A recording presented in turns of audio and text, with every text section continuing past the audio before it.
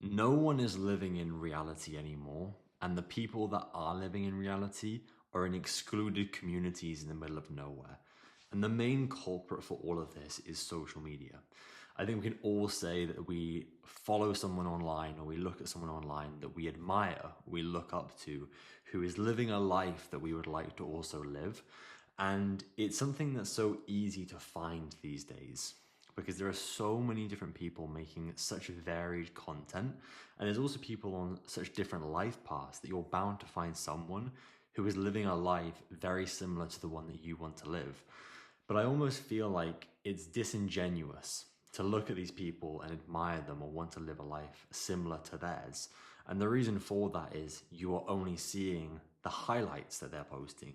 You're only seeing the perfect moments or the edited pictures or the orchestrated family video that makes their life look perfect. When in reality, when behind the curtain, there are things that people don't want to share, which I understand. I'm not here to bash anyone. Like, I get why you wouldn't want to share the bad stuff because that's probably not going to get as much traction as the good stuff.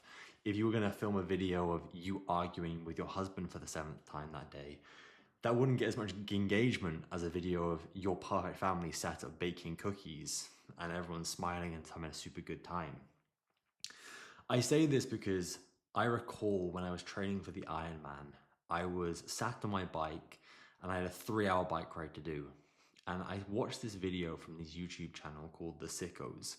And if you've not come across them, they make videos of going and doing like extreme sports. Like they'll go and surf a random object, or they'll go skiing or snowboarding and they'll do all these stunts with these people in that sports field that are there to almost train them. And I remember watching the video one day and thinking, whoa, I am watching this video because I want to be living their life so badly that I am watching their entire video catalog because I just come across their channel. And it really made me reflect for a moment like, whoa, I'm not living my own life anymore. I am just living through these other people that I'm watching online. And it was an interesting experience because I'd never like caught myself consciously doing that before. So I had to sit down and take a moment and really reevaluate how I was living my life and the things that I was consuming, but more importantly, the things that I was doing. Because at the moment in time, the only thing that took up all of my life was training for the Ironman. I had no social life. I was doing no activities outside because I was worried I was going to get injured. And ultimately, it just led to a miserable existence. Like, I really didn't enjoy it, but I'm glad that I've been able to do it. I was very privileged and very grateful for the opportunity. When I first came up with this video idea, it made me think of Ready Player One.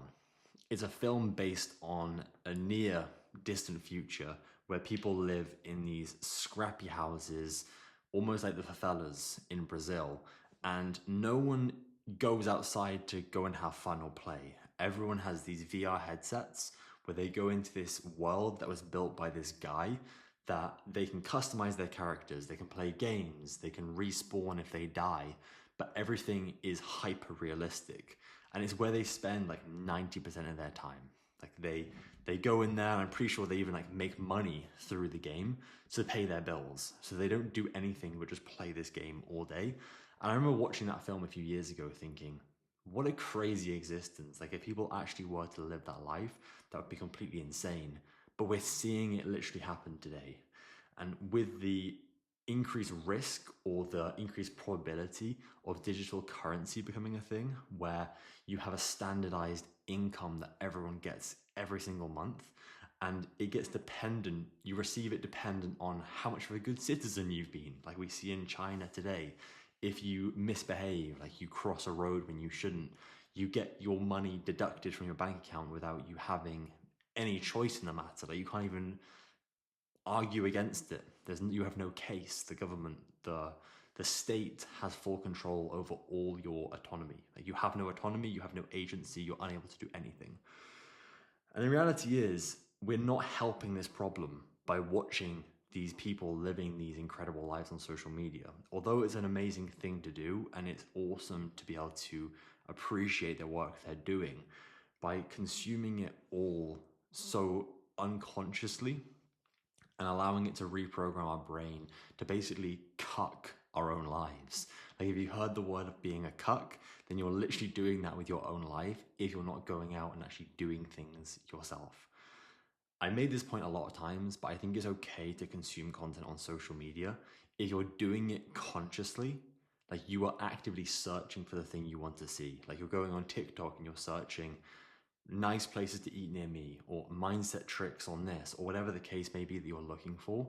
But the scrolling is really what's the issue.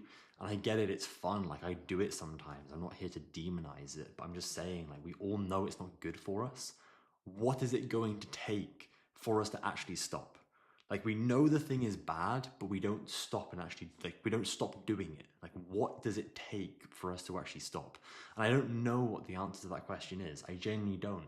And I was thinking about it today on my bike ride. Like what actually is the thing that we need to happen in our lives is going to have to be something so extreme that's going to stop us from actually consuming these contents so blindly. But hopefully there is something that was learned from this, and I hope you all have a fantastic rest of your day.